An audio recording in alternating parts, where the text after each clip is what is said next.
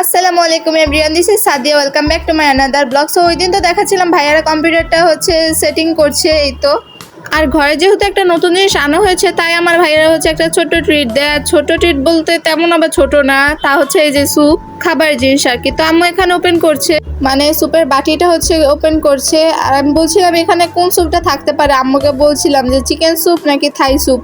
আম্মু বলে কি আমার ঠিক জানা নাই, দেখা যাক কোনটা থাকে। তো এখানে ছিল থাই স্যুপ। আর থাই স্যুপ তোমাদের কেমন লাগে? আমার কাছে কিন্তু বেশি একটা ভালো লাগে না, মানে এই সসের একটা যে ফ্লেভার থাকে সেটা আমার কাছে একটু বেশি ভালো লাগে না। আর এখানে ছিল অন্থন,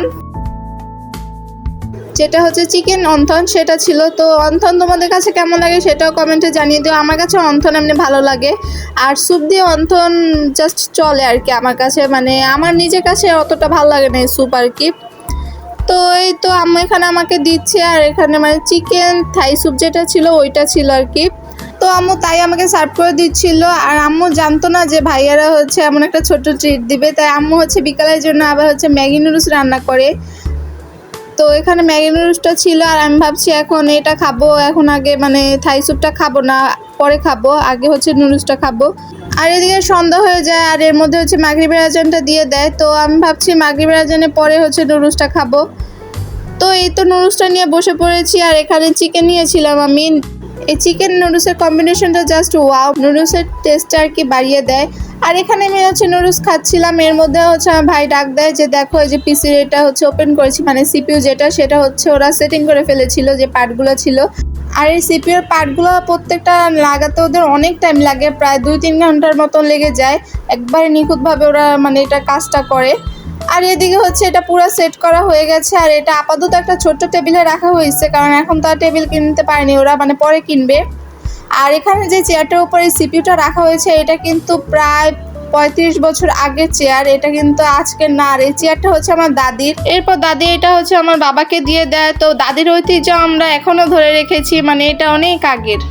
তো এটা তখনকার চেয়ার, একদম মানে নড়বড়ে হয়ে গেছে, মানে নড়বড়ে বলতে জাস্ট পিছনের সাইডটা একটু নড়বড়ে হয়ে গেছে, বাকিটা এখনো ভালো আছে, মানে দাদির ঐতিহ্য ধরে রেখেছি।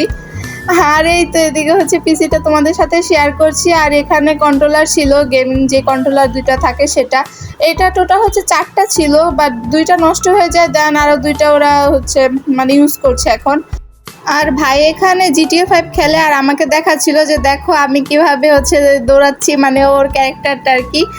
আর নতুন পিসির জন্য একটা টেবিল কেনা হবে, সেটা অন্যদিন তোমাদের সাথে শেয়ার করব। আর এখানে এই তো আমাকে দেখাচ্ছিল, দেখতেছিলাম। আর এটা আমি কিন্তু খেলেছি। আর তোমরা কারা কারা GTA 5 খেলেছো অবশ্যই কমেন্টে জানাবে। আর আজকে আমার ব্লগটা কেমন লেগেছে তোমাদের কাছে সেটাও কমেন্টে জানিয়ে দিবে। আর আমার চ্যানেলটা অবশ্যই তোমরা সাবস্ক্রাইব করে আমার পাশেই থাকবে।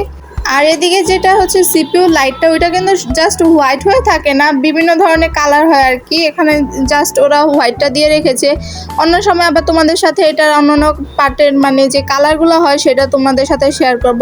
আর এখানে আমি ওর সাথে দুষ্টামি করতেছিলাম।